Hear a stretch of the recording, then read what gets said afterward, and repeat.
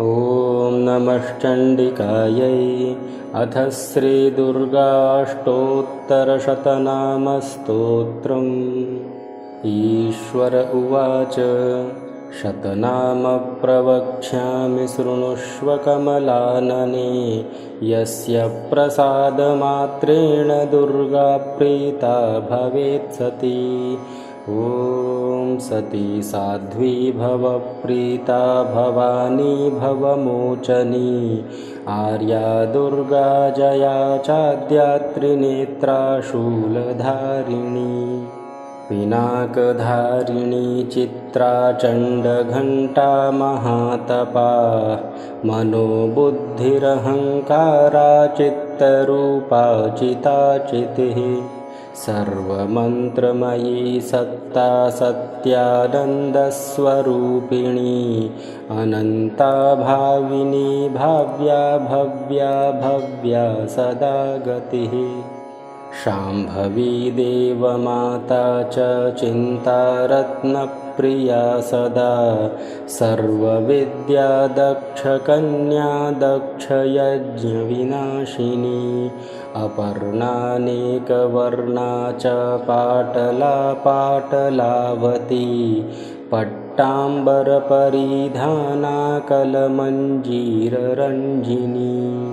अमेयविक्रमा क्रूरा सुन्दरी सुरसुन्दरी।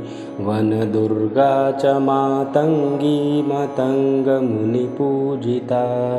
ब्राह्मी माहेश्वरी चैन्द्री कौमारी वैष्णवी तथा। चामुण्डा चैव वाराही लक्ष्मीश्च पुरुषाकृतिः। विमलोत्कर्षिणी ज्ञानाक्रिया नित्या च बुद्धिदा। बहुला बहुलप्रेमा सर्ववाहनवाहना। निशुम्भशुम्भहननी महिषासुरमर्दिनी। मधुकैटभहन्त्री च चण्डमुण्डविनाशिनी। सर्वासुरविनाशा च सर्वदानवघातिनी। सर्वशास्त्रमयी सत्या सर्वास्त्रधारिणी तथा। अनेकशस्त्रहस्ता च अनेकास्त्रस्य धारिणी।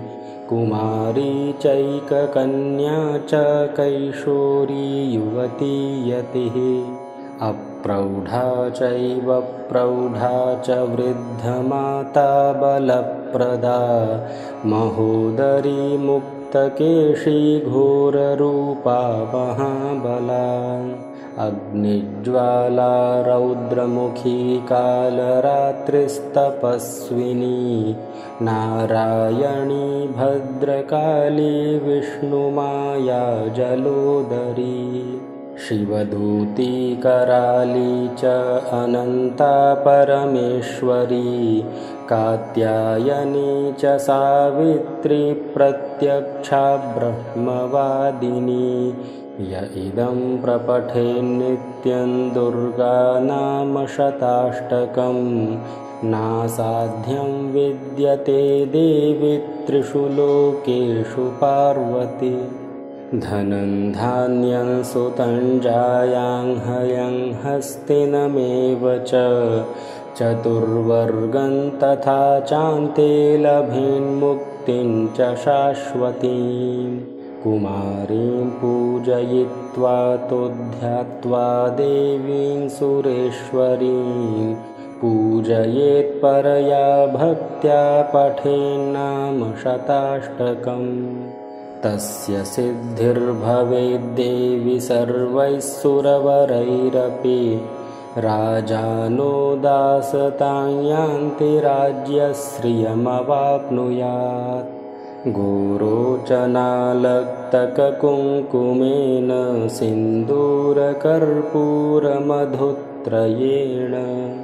विलिख्य यन्त्रं विधिना विधिज्ञो भवेत् सदा धारयते पुरारिः। भौमावास्यानिशामग्रे चन्द्रे शतभिषाङ्गते विलिख्य प्रपठेत् स्तोत्रं स भवेत् सम्पदां पदम्। ॐ श्रीविश्वसारतन्त्रे श्रीदुर्गाष्टोत्तरशतनामस्तोत्रं श्रीदुर्गार्पणमस्तु।